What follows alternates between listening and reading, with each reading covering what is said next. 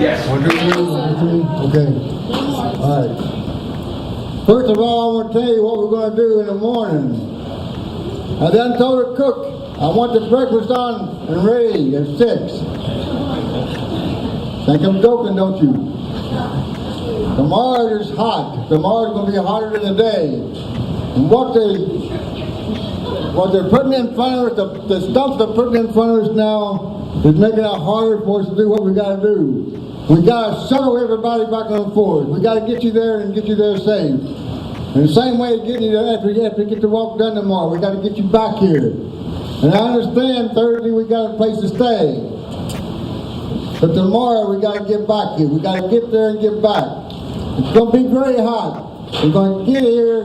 We're going to get up in the morning. We're going to get our ass down on the road and do this. There's no sense in trying to do this and not get it done. Okay? Everything that they've done this week is put an obstacle in our way to stop us from going there, stop us from getting to Bear Mountain. Well, he didn't start this to lose it. It's like the man said to me yesterday, have you thought about losing? What the hell are you talking about? Who do you think you're talking to? Oh, man. You know, now in the morning, I don't give a damn. Y'all can party all damn night and go to bed at 4 o'clock. But get your ass out of bed by 5:30 at the table by 6.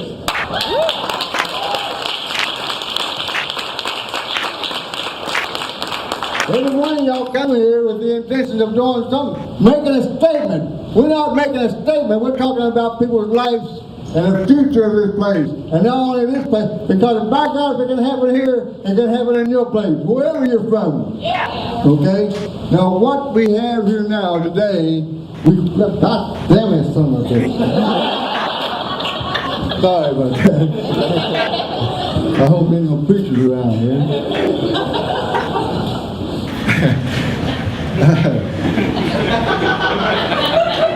Train of thought there. Okay. It's been a trying time in the last few days. We've lost some soldiers, okay?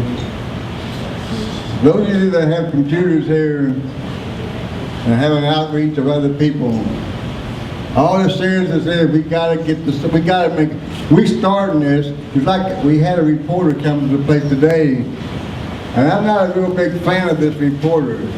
He came today and he's pumping one questions. He sold us out yesterday by advertising where we were going to camp out at. Let me tell you, you people here in this room, no matter who it is, you watch who you talk to as far as the people who write on the pads. Okay? They're not your friends all the time. Make sure you know who you're talking to. And if you're not certain of who you're talking to, go get one of the immediate advisors here. They'll help, they'll talk to them. But watch who you're talking to. You know, especially in the coal fields of West Virginia, the corruption we have here, you got to remember, the corruption we have don't start at the bottom. The corruption we have here starts at the top and floats down. Now tomorrow morning, I want you people to get up with a positive thing in your head and step in the fence, somebody. Get up off your damn beds, get your shoes on and clothes on, hit them plates out in the morning and tell them you're ready to get out there and do this. Yeah. Because I'll tell you why. Okay, listen now. You got a lot of people in the coal industry betting that you're not going to make it. And for that alone, you should do it. You got to do it. For that alone, because you see, how many was with us yesterday? What? How many? Remember how many people were with us yesterday? Oh, yeah. Okay. You remember the sign we seen, I think it was yesterday? Thank you. Yeah. Yeah. 2 words. Thank you. My God, how come this boy hadn't got up before? How come he hadn't been here with us? You ever wonder why he was not here with us? You ever know what kind of life a fellow like that has to live? That he's got to just sit there and not talk to us, but write a little sign that says, thank you? Think about what he's had to live through in his life here. We got to not only change things here for our people here, the basis of what we do here is going to spread away from here and change lives for other people away from here. Yeah. You people got the power now, okay? Yes, some of y'all seen me get a little upset today. And I do get upset, I really do sometimes, and I don't like it. I don't like myself when I get upset either. But the fact is, we got too many people bent against us. Too many people setting up blocks against us to keep us from doing what we're going to do. When I come here and I talk to these young people when we're going to do this, I said, there ain't no getting in and getting out. When we get in, we're in. We're going to do it. If you have any of the doubts about it, you came to the wrong party. You know, the things y'all going to be doing, the things you're going to be setting a step for and setting a precedent for is for people that you have never met. The people you would never see. That what we're going to do is start changing it today. When I tell people you can change the world as it is, we can start here today, in our place here, right here, tonight. Tomorrow morning, get up and let us show these people here in the coal industry that they ain't king no more. The people rule. The people rule, you know?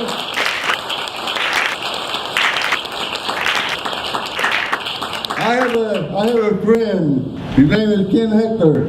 He's a speaking partner of mine from time to time. He's the greatest man I ever heard.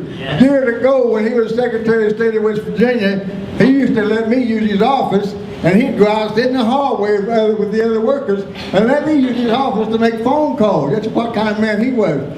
Well, I want to see him today. This man told me to tell you, you know, he has some health problems now. He's just only 96 now. But he's got some health problems. And he said, would you do me a favor, Larry? Would you tell them people I'll see them on Saturday?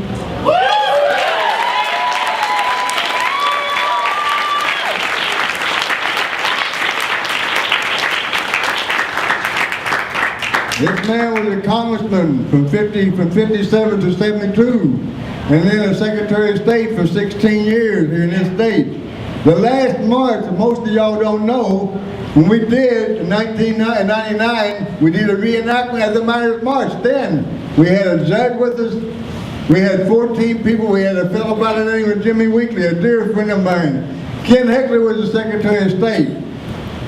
We were into the march, 3 miles into the march. And every time I go up Lynch Creek, I can see it like it happened yesterday. 3 miles into the march, but in the beginning of the march, I gave an interview, like I always do sometimes with people who want to talk, you know, they want to know my opinion. Larry, what's your opinion today about what's going to happen on this march? He said, how do you feel about it? I said, well, I got to tell you, I think there's going to be violence today. I think there's going to be people hurt today. I think you media people should be with us and stay along with us and record what's going to happen. 15 minutes later, well, not 15 minutes, let's say 3 miles later, people were hurt. People were like Jimmy Weekly, who weighs about 85 pounds now, was choked almost to the passing out point. A judge and his wife beat up. Actually, the judge lost his job because he decided to take a walk with us to Blair. He got disbarred, discredited. And Ken Hector, the man that I revere so highly to me because he took the time to pay attention when I was talking some 20 years ago. I seen and I heard people talking when they got around me and Ken. There was four people in front of Ken and one behind him, punching him in the ribs and kicking him in the back of the legs. And this old man was saying, oh, well, what damn, I've seen them doing what they shouldn't have been doing. The man who gave the black lung benefits to the miners, the man who gave the health and safety benefits to the miners as a congressman was getting beat down like a piece of shit. The Secretary of State of West Virginia, nobody said nothing. And when he was getting hit, it's like it was hitting me. I pulled a man off of this guy, and when I pulled a man off of him, and all kind of people around me wearing walkie-talkies like the firemen do. Radios on the side. And somebody was talking. Get him, he's getting away. Get him, he's getting away. And all of a sudden, a big old white SUV pulled up beside me. This guy gets out of the SUV, holding the walkie-talkie in his hand. And the guy that was giving an order to beat Mr. Heckler up was the president of the Logan County Commissioners. Are they crooked in this state? We identified 26 people that day. 26 people. When the law came, they wouldn't even write the report. They wouldn't take a name. They wouldn't even pay attention to what people were trying. We had film, they wouldn't show it. But when we went to court, guess what they tried to do? They tried to get me to testify on behalf of the side of the miners who came and beat Ken Heckler up because I had made a statement in the beginning on the newsreel that there's going to be violence this day. And so when we went to court, they turned it around. Like 14 of us jumped onto 50 to 60 miners and roughed them up. This is a matter of record. It's in the records. Now I want to tell you how important, whether you know this or not, people, you should know. This is very important what you're going to do. It's going to make life either better for the people or worse. And I'll tell you what to do. If we try this and we don't succeed at this, believe me, no matter how many times we try this after today, or next week, or next year, you will not see that same guy out there holding a sign that says, thank you. He'll be one of them saying to go to hell, because he stood out here before for you, and you didn't make it. And people notice that he had the sign that says, thank you. So when we encourage people to stand up out here with us, we encourage them to get up and say, okay, we're here. We ain't backing up. And when they show the light on them, and other people, the opponents of us, see what they're doing, don't you think that they're going to make them pay the price for supporting us? So we have to continue to do this in such a way that the people who step out here for you and me, and for the other people, we have to make sure that we don't back up on them. Not ourselves, but on them. Because see, if we don't succeed at this, they won't give you a second chance. These people who want you to make it. I've been with you. I've been on the road. I've seen coal trucks come by and give you the high sign. The other day, coal truck driver come by, stuck both hands out the window and give me the high sign. That scared me to death before that truck going. But I'm going to tell you people, listen. I don't know how to pump you up anymore than what I'm telling you. In my last 25 years, I've had 148 violence in my place, and shootings and burning of my cabin and killing 2 dogs and running me off the road and turning me upside down in the vehicle. I'll tell you what you did one day on me. I was listening to them on a CB. They were setting me up. There was 8 coal trucks. They were setting me up. I couldn't get away. I couldn't go forward. I couldn't go backward. The only way I could go was forward behind them. And when I got into the case border where my town used to be, they had 2 coal trucks in front of me, 2 on each side of me, and 2 behind me. And when you get people in with me, and I'm on my mountain with my lady right here, I got a 45 and a snub nose magnum in my pocket. You think I can sting you, boy? You know, there's one thing I want to tell you now. The last thing I want to do ever is to have to hurt somebody in defense of what I believe.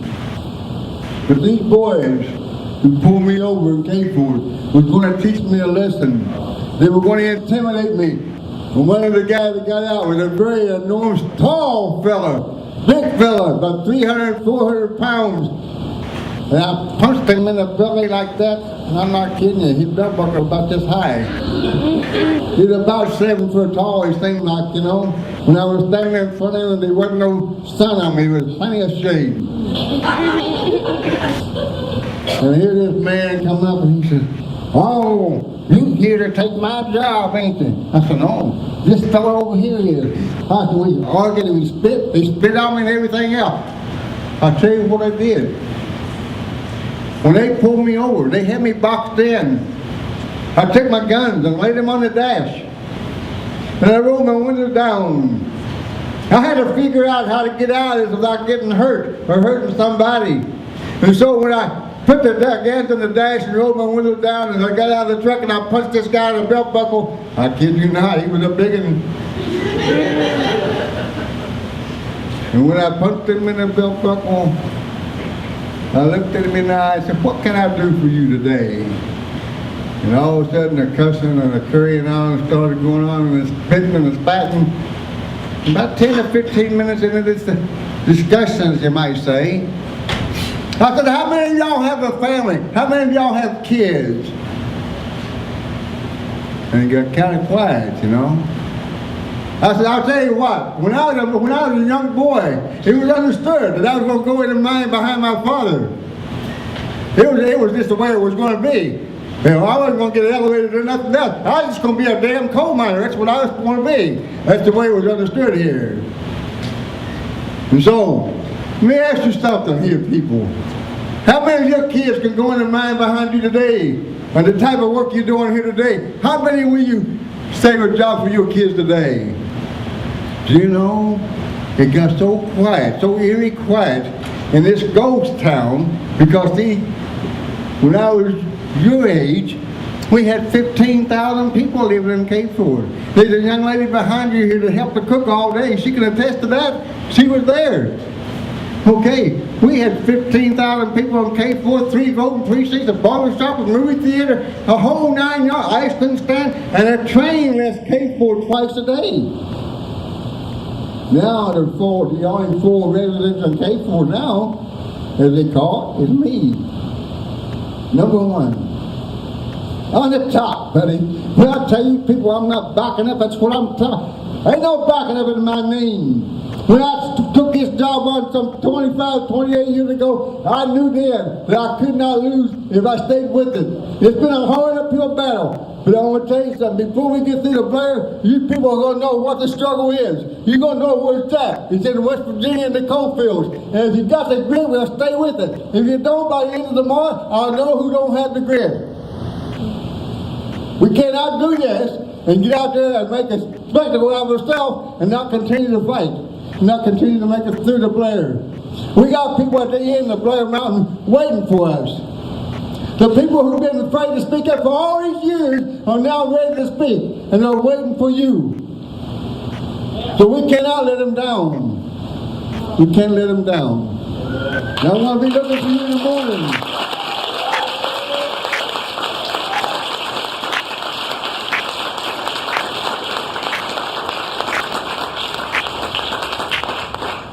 The fact is, you people are here today. We have people from all over the country. We have lost some, and we have gained some. We have more coming tomorrow. I told this here reporter that I didn't like today. I said by Friday we'll have 500, 600. And by Saturday we'll have 1,000 to 1,500. No kidding. Y'all doing that? Y'all, no, that's pretty good. Yeah. I said, well, sure. What do you think we're out here for anyhow? You know? And so, this is what we're going to do. I want y'all to do what you want. You can party all night. You can shake your booties if you want. But in the morning time, by come 5:30, Larry's going to come through the door. And come 6 o'clock, we're going to be eating eggs or whatever. And come 7 o'clock, we're going to be on the damn road getting out of here.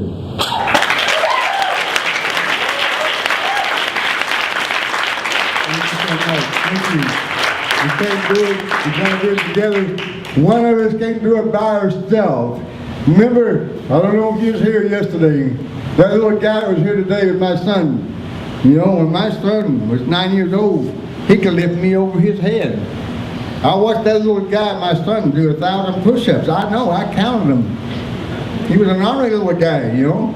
And I let him, I counted them 100 times, 100 push-ups with a 1 minute rest. And I watched him, you know. Now he blames me for the divorce he got because he did 1,000 push-ups and I let him go see his girlfriend. It didn't work out, he got a divorce. You see?